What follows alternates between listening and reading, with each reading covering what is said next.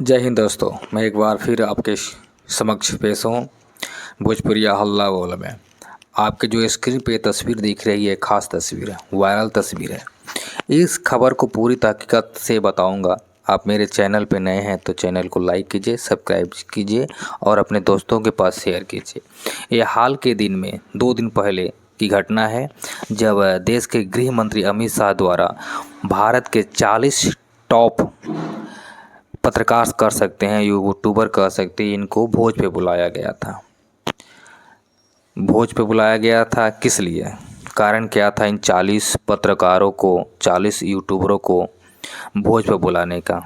होगा कोई बीजेपी का अपना मकसद, लेकिन इस मकसद के पीछे जनता जो अपने विचार रख रही है, उनका कहना है कि बिहार के इलेक्शन में अभी जो नवंबर में होने वाले हैं, इसके मद्देनज़र इनको बुलाया गया है। ये जो यूट्यूबर हैं, ये पत्रकार हैं, ये सब किसी को 30 साल का अनुभव है, किसी को 20 साल का अनुभव है, कोई Indian institute of mass communication से पढ़ के आया है, कोई आज तक में काम किया है, कोई जी न्यूज़ में किया है, कोई आज में किया है। यानी इनके पास 30 साल 35 साल का अनुभव है। सारे नेताओं के साथ इनका मिलना जुलना है, सारे पार्टियों के साथ इनका उठना बैठना है। ये रिश्ते बनाने के लिए ये भोज का आयोजन किया गया था। लेकिन एक बात तो सही है, इसमें जो दिख रहे हैं आपके स्क्रीन पे, मोबाइल के स्क्रीन में, इसमें ललन टॉप के कमांडर कह सकते हैं सौरभ द्विवेदी हैं, लाइव सिटी पोस्ट के योगेंद्र पांडे हैं, शुभांकर मिश्रा थे और बहुत ही टॉप 10 40 यूट्यूबर थे। लेकिन बात जब इस यूट्यूबर की होगी तो क्या एक बात अवश्य होगी, क्या इन 40 यूट्यूबरों में मनीष कश्यप का नाम नहीं आता है? क्या भारत के 40 प्रसिद्ध यूट्यूबरों में मनीष कश्यप का नाम कहीं भी नहीं है, किसी लिस्ट में भी नहीं है? 1 में नहीं हो सकता, 2 में नहीं हो सकता, 10 में नहीं हो सकता, 15 में नहीं हो सकता, 20 में नहीं हो सकता। अरे महाराज 40 में तो हो सकता है। उनको क्यों नहीं बुलाया गया? वो भी तो भारत के ही हैं और ख़ासकर वो बीजेपी के सदस्य हैं, बीजेपी की सदस्यता में हैं, यूट्यूबर हैं, गरीबों की आवाज़ उठाते हैं, लाचारों की आवाज़ उठाते हैं, भ्रष्टाचार की पोल खोलते हैं, ज़मीन से जुड़े हुए यूट्यूबर हैं। ऐसे यूट्यूबर की तलाश नहीं है बीजेपी को। बहुत दलबल के साथ बीजेपी ने अपना सदस्यता हासिल किया था। जनता कह रही है इन सारे यूट्यूबरों पे वो अकेला ही भारी है। आपने जितने भी यूट्यूबरों को 40 यूट्यूबरों को बुलाया है, वह अकेला ही भारी था।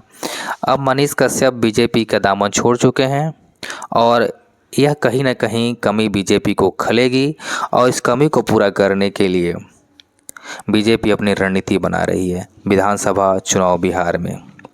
वहीं मनीष कश्यप हैं, वो दूसरे पार्टी ज्वाइन करने के मूड में है, या कहें तो निर्दलीय लड़ सकते हैं, बिहार में बीजेपी का खेला बिगाड़ सकते हैं। आरजेडी में जा नहीं सकते, कुछ भी हो सकता है। आरजेडी बुलाएगी तो जा भी जाएंगे, क्योंकि आरजेडी में जाना कम ही संभव है। जनता कह रही है कि बीजेपी ने बहुत ही बड़ी गलती की है। मनीष कश्यप के पीएमसीएच के पिटाई के बाद एक भी ट्वीट राष्ट्रीय स्तर के नेता या बिहार स्तर के नेता ने नहीं किया, ना उनसे मिलने गए, ना उनका हाल चाल पूछा और ना ही पीएमसीएच के डॉक्टरों के खिलाफ कोई एक्शन हुआ। इससे नाराज़ होकर मनीष कश्यप ने बीजेपी का दामन छोड़ दिया और बीजेपी के यह नुकसान उठाना पड़ेगा। जनता का कहना है कि बीजेपी ज़मीनी यूट्यूबर है, गरीब का आवाज़ उठाने वाला है, किसान मजदूर बेरोजगार का आवाज़ उठाने वाला है। उसके अंदर ना जाति है, ना धर्म है, ना मज़हब है, वो सबके साथ खड़ा होने वाला एक यूट्यूबर है और उसकी कमी कहीं ना कहीं इनको खलेगी। जब बीजेपी ज्वाइन करना था तो राष्ट्रीय अध्यक्ष जेपी नड्डा साहब जी ने उनको सदस्यता ज्वाइन की थी। मनोज तिवारी साथ में थे, संजय मयूख साथ में दिखाई दिए। बड़े ही उत्सव के साथ, बड़े ही उल्लास के साथ उनको बीजेपी ज्वाइन कराया गया और उन्हीं सी बीजेपी जब वो मार खाते हैं, पिटाई होती है, तो वही बीजेपी एक ट्वीट नहीं करती। ये कहीं न कहीं बिहार की जनता में इसके लिए नाराज़गी भी है और बिहार की जनता इसका सबक बीजेपी को सिखाएगी। और मनीष कश्यप को तो सबक मिल ही गया, मनीष कश्यप को सबक मिल ही गया कि उनकी पिटाई भी हुई, इज़्ज़त भी गया और ना जात के रहे, ना पात के नहीं रहे, ना कुछ भी नहीं रहे उनके पास। अब बचा नहीं है, अब बची है उनकी अपनी सम्मान, अब बचा है उनका वही यूट्यूब का पैसा जो पहले करते थे उसी में करें, गरीबों की आवाज़ उठाएं। नेता है तो नेता बनने के लिए कोई भी पार्टी ज्वाइन कर सकते हैं। जन सुराज में भी जाने की उम्मीद लगा रही है जनता कि जन सुराज का दामन थामेंगे, कांग्रेस का भी दामन थाम सकते हैं क्योंकि कांग्रेस को जो आवश्यकता है ऐसे युवा जुझारू बिहार के नेताओं की। और ये कहते हैं कि बिहार फर्स्ट, बिहारी फर्स्ट, बिहारियों की आवाज़ उठाएंगे। इन सारी कमियों को झेलना पड़ेगा बीजेपी को विधानसभा चुनाव में।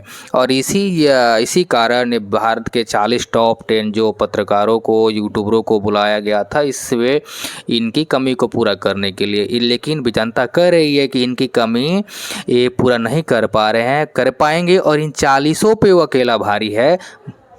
यूट्यूबर कहें तो, पत्रकार कहें तो, या देसी बोलने वाला, ठेठ बोलने वाला, साफ सुथरा बोलने वाला पत्रकार यूट्यूबर मनीष कश्यप। और सबसे बड़ी बात है कि मनीष कश्यप पिट गए, लेकिन उन्हीं के लोकसभा निर्वाचन क्षेत्र से जीत के जाने वाले, उन्हीं के दम पे जीत के जाने, मनीष कश्यप के दम पे जीत के जाने वाले आज दिल्ली सांसद में बैठने वाले सांसद संजय जायसवाल ने एक बार भी ट्वीट नहीं किया, एक बार भी प्रेस नहीं व्यक्ति नहीं जारी की, ना उनसे पर्सनली मिलने गए। आज कहे तो ये मनीष कश्यप को पहले भी सोचना चाहिए था कि जब उन्होंने बीजेपी ज्वाइन किया था तब तो उनको बधाई नहीं दिए थे संजय जायसवाल, ना ही उनके साथ कोई फ़ोटो शेयरिंग की हुई थी। ये तो बस जनता कह रही है कि उनका मौका था संजय जायसवाल को, अगर नहीं ड्रॉ करते, अगर पीछे नहीं बैठते तो संजय जायसवाल हार जाते। और उस समय जो कांग्रेस के आनंद मोहन तिवारी थे उनके पे बाजी मार जाते, क्योंकि बाजी आनंद तिवारी मार जाते या बाजी मनीष कश्यप मार जाते, उस समय बीजेपी का बहुत बड़ा खेला बिगाड़ सकते थे बिहार में मनीष कश्यप। इसलिए मनीष कश्यप को मौके भुनाया गया और बाद में पीएमसीएच में पिटवाया गया। जनता कह रही है क्या सही है क्या गलत है, लेकिन इससे मनीष कश्यप की जो है कमी है वो बीजेपी को विधानसभा में खलेगी। और उसकी कमी, और मनोज तिवारी हैं और संजय जायसवाल हैं, कल ही उन्होंने कहा था कि पार्टी पे छोड़ने से पहले कि आप समय रहते हमको सिखा गए कि कैसे किसके साथ खंजर भोंकना है। बाकी हमारा प्रयास कैसे लगा आप सभी हमको बताइएगा। जय हिंद।